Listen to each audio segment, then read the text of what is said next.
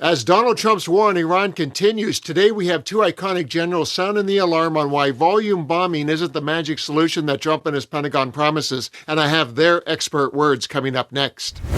I'm Dan, and thank you for watching another Occupy Democrats report. To get all of our daily videos about Trump's war on everything and those who call him out, please hit that subscribe button. First up is David Petraeus, U.S. Army retired. He was asked a question that compares Trump's attack on Venezuela for regime change to that in Iran. He says it's not comparable because of the competing well-armed factions in the latter. Have a listen to his mostly tactical answer, and then I'll have another general who goes deeper and puts a huge damper on Trump's plan.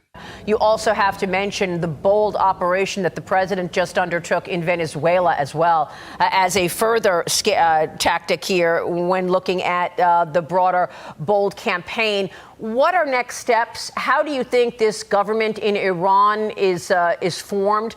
You've got all different, perhaps a secular government. You've got the Shia, the Sunnis, the Persian government. I mean, what role do you expect leadership to take, and how does that look in Iran post-Khomeini? Yeah, well, in this case, there is an interim council that has been announced. It's headed by the president, has a member of the Assembly of Experts and another national security figure. We're not sure if they have even met. I'm sure that they are staying away from any electronic device. They're very deeply underground and so forth. And we'll see if that can actually step in and provide some degree of leadership, noting that probably all of these military elements had decks of targets already provided to them and the authority to engage those targets. The real question, of course, is, will the Assembly of Experts convene rapidly, in a way, a conclave that comes together and chooses the next supreme leader? Can that even happen during this kind of intense campaign? And then might there be some splintering in the security forces? The president mentioned in a social media post yesterday that there are numbers of security force elements that actually want to lay down their weapons, want to get the immunity that he has offered to them. Could someone lead that group and then also lead the population sufficiently to take down a regime which unfortunately probably still has somewhere around 1 million or so forces that it can turn out on the streets and is very heavily armed and willing to shoot and kill its own people, as it demonstrated a few months ago in the demonstrations that took place? I think we'll find out that they killed 15, 20 or even more thousand and imprisoned many, many dozens of others. So the real question is, could there be an alternative to this very hardline, ideological, clerical regime?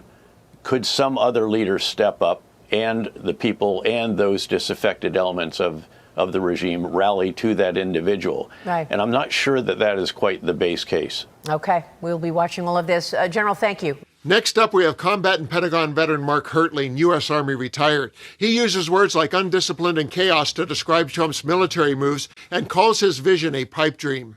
David Ignatius, I loved his phrase improvisation because it follows the ad hocism that was involved in the planning. And improvisation is great for jazz, not so much for combat. When lives are at stake and chaos is usually the environment. Richard said it's undisciplined. That's the way I see it as well. Jonathan said military objectives are extensive and being executed. Well, we're repeatedly showing the strikes against targets, and those are all very successful. But as I was taught early on in my time in the military, showing precision strikes when the real question is to what end doesn't really help us right now. We're beyond the point of talking about the strikes, because you can win every engagement, hit every target, and lose the war. When we're talking about, I think, the Middle East, which I'm very familiar with and have a whole lot of scar tissue in, what I conclude is external strikes alone can't produce democratic change. We've seen that in multiple conflicts. We saw it in Desert Storm when 45 days of airstrikes was followed up by a ground campaign.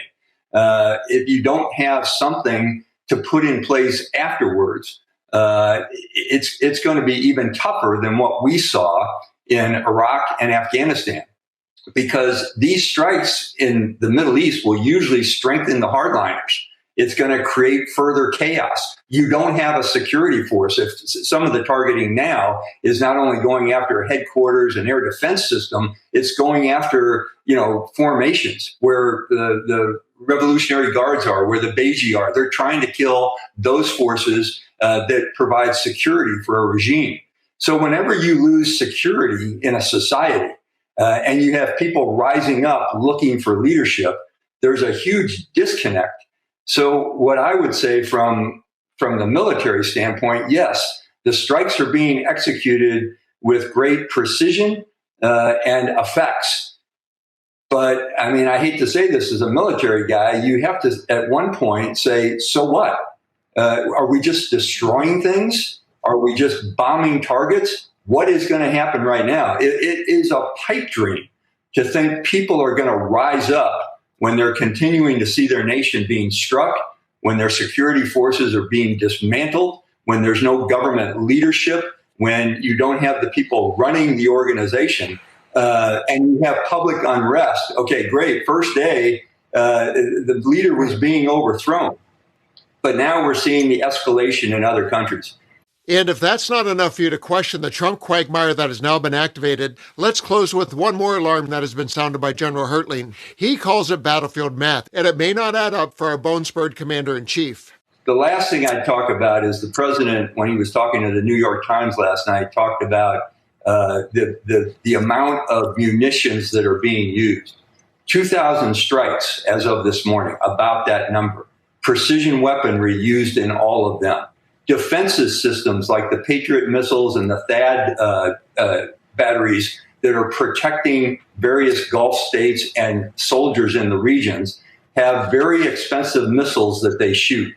Those can only last so long. And as we've said, the intel estimates say that Iran has anywhere from 10,000 to 20,000 missiles that they can launch. You can only shoot them down with so many defensive weapons. So the dynamics of expenditure gets into something called battlefield math.